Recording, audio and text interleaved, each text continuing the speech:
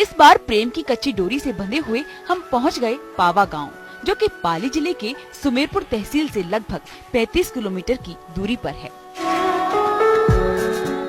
पाली जिले के सुमेरपुर तहसील का एक खूबसूरत गांव पावा, जिसे आज बरसात ने और भी खूबसूरत कर दिया है। जी हाँ, ऋषि मुनियों की तपोस्थली पावा। आज हम आपको इसका भ्रमण करवाएंगे। हम आपको बताएंगे पावा के इतिहास के बारे में और साथ ही बताएंगे आपको पावा में हुए विकास के बारे में। गांव के रास्ते ही बता रहे थे कि ये गांव कुछ विशेष है, कुछ अलग है। गांव में हमारा स्वागत किया एक विशाल प्रवेश द्वार ने और वहां पहुंचकर हमें पता चला कि हम वाकई एक अत्यंत प्राचीन गांव में पहुंच गए हैं। यहाँ पर भगवान शिव का एक बेहद प्राचीन मंदिर है। हर बार की तरह हम इस बार भी सबसे पहले उस खूबसूरत शिव मंदिर में ही पहुँचे, जहाँ से हमें इस गांव की यात्रा प्रारंभ करनी थी। एक छोटे से गांव में इस भव्य मंदिर को देखकर मन में कई सवाल उठने लगे।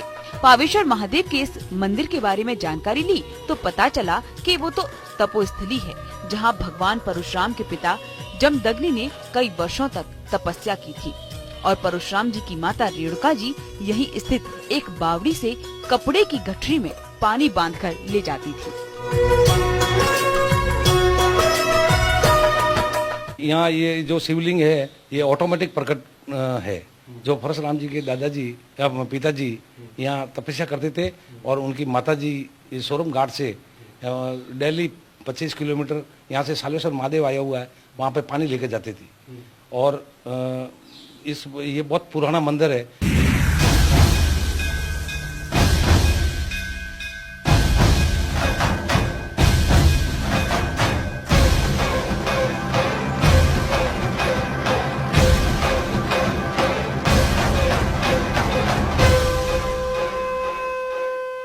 जी हाँ, पावा के पावेश्वर धाम मंदिर में इस समय हम मौजूद हैं और बताया जाता है कि ये बहुत प्राचीन मंदिर है। लगभग 2000 साल पुराना इतिहास इस मंदिर का बताया गया है। कहा जाता है कि परशुराम महादेव के पिताजी यहाँ पर तपस्या किया करते थे और उनकी माताजी रेणुका जी जो थी वो नंगे पांव कपड़े की गठरी में पानी को बांध के ले जाती थी। ये मंदिर का इतिहास इन पीछे दिखने वाली मूर्तियों से भी दिखाई देता है, जो कि खंडित हो चुकी हैं और बताया जाता है कि मुस्लिम आक्रांताओं ने इन्हें खंडित किया गया था। अगर अंदर के गर्भगृह के गेट को देखते हैं तो वहां पर भी प्राचीन कला के अवशेष आपको नजर आएंगे।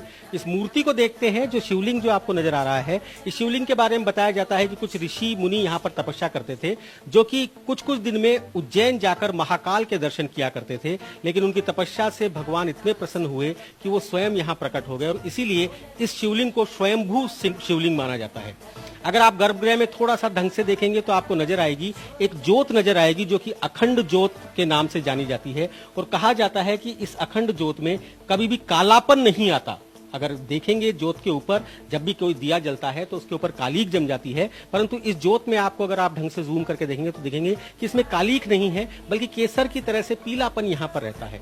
जरूर कुछ ना कुछ तो खास बात है इस मंदिर में, तभी ये इतना ऐतिहासिक पुराना मंदिर है और यही मंदिर इस गांव के पुराना होने की भी पुष्टि करता है।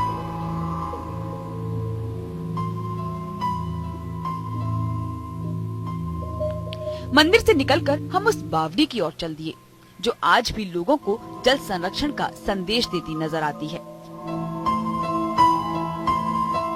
बेहद गहरी इस बावड़ी के स्वरूप को देखकर ही इसके प्राचीन होने का अंदाजा लगाया जा सकता है। गांव के इतिहास की जानकारी के बाद अब जरूरत थी, अब वक्त था गांव के विकास की जानकारी लेने का, गांव में घूमने का, ग्राम पंचायत के द्वारा किए गए कार्यों की हकीकत जानने का। हम मंदिर से जैसे ही बाहर निकले तो मंदिर के बाहर ही हमें एक चौपाल बैठी नजर आने लगी। जी हाँ, वही चौपाल, जिस चौपाल का जिक्र हम अक्सर आपसे करते हैं कि इन चौपालों पर सब कुछ पता चल जाता है। इन चौपालों पर आप पहुंचकर तो देखिए, यहाँ अपनापन भी मिलता है और कई मीठी मीठी बातें मिलती है, बुजुर्गों का अनुभव भी प्राप्त होता है। तो हमने निश्चय किया कि इस चौपाल में जाकर ही हम पता करते हैं ग्राम पंचायत ने किया क्या है। राम राम साहब।